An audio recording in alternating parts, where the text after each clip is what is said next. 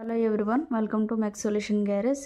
ఈరోజు మనం ఈ వీడియోలో లా ఆఫ్ మూమెంట్స్లో వన్ మోర్ ప్రాబ్లం చూద్దాము.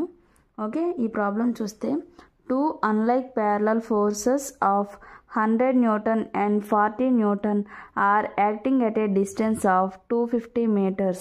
అంటే మనం ఈ 250 meters డిస్టెన్స్లో 2 unlike forces అంటే అన్లైక్ ప్యారలల్ ఫోర్సెస్ అంటే రెండు డిఫరెంట్ డైరెక్షన్స్లో వెళ్తుంది.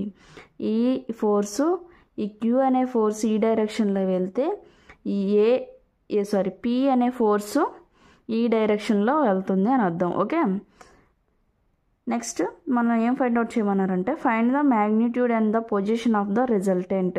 ఈ రెండిట్ల మధ్యన మనకి రిజల్టెంట్ ఎక్కడ వస్తుంది అని మనం ఫైండ్ అవుట్ చేయమన్నారు. నేను ఇక్కడ ఏం చేశానంటే రిజల్టెంట్ అనేది ఏ అండ్ బి మధ్యలో ఎక్కడో ఒక దగ్గర వస్తుంది. ద పాయింట్ని నేను ఎక్స్ డిస్టెన్స్లో సి అని అనుకున్నాను. ఓకే, సి అని అనుకుంటే దానికి ఎక్స్ అనే డిస్టెన్స్ మనకు తెలియదు కాబట్టి ఎక్స్ అని పెట్టాను. ఈ ఎక్స్ని మనం ఫైండ్ అవుట్ చేయాలి. ఇప్పుడు ఈ ఎక్స్ని ఫైండ్ అవుట్ చేయాలి అండ్ దట్టు రిజల్టెంట్ ఎంత అనేది కూడా మనం ఫైండ్ అవుట్ చేయాలి. ఓకే, రిజల్టెంట్ ఈ రెండు ఆపోజిట్ డైరెక్షన్లో ఉన్నాయి కాబట్టి రిజల్టెంట్ ఏమవుతుంది, resultant is equal to opposite డైరెక్షన్లో ఎప్పుడైతే మనకి మూమెంట్స్ ఫోర్సెస్ ఉన్నాయో మనం మైనస్ చేయాలి. సో పి అనే ఫోర్స్ 100 న్యూటన్స్ అయితే క్యూ అనే ఫోర్స్ 40 న్యూటన్స్ కాబట్టి resultant R is equal to 60 newtons. Okay, solution ఏంటి, resultant is equal to 60 Newton. Okay, next మనం ఎంత డిస్టెన్స్లో ఉందనేది ఫైండ్ అవుట్ చేయాలి. Okay, let the resultant acts at a point C.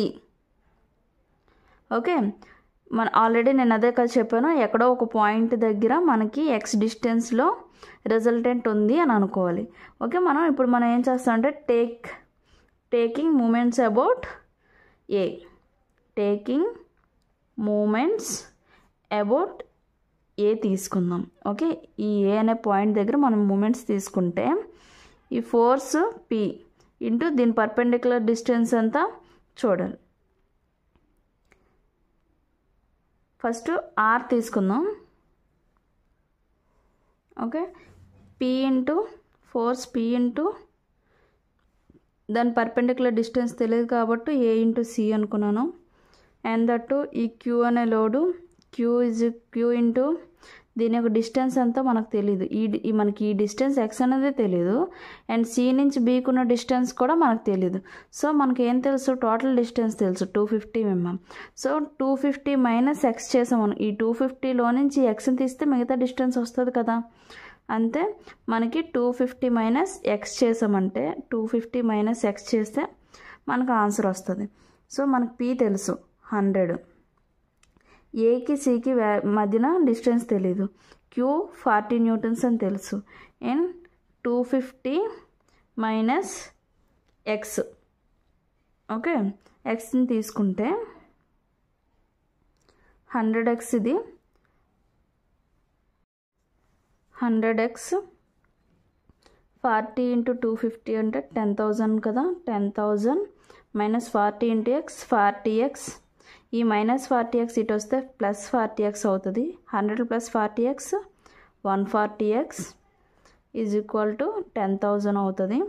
X ఇటు సైడ్ ఉంచి ఇటు సైడ్ తీసుకెళ్తే డివైడ్ అబై చేస్తుంది. 10,000 బై 140 అవుతుంది. 140 0 గెట్ క్యాన్సిల్. 14ని 1000తో చేస్తే 71.428 అనేది వస్తుంది.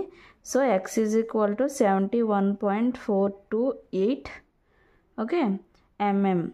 ఈ 71.428 ఎంఎం దగ్గర మనకి రిజల్టెంట్ అనేది వస్తుంది.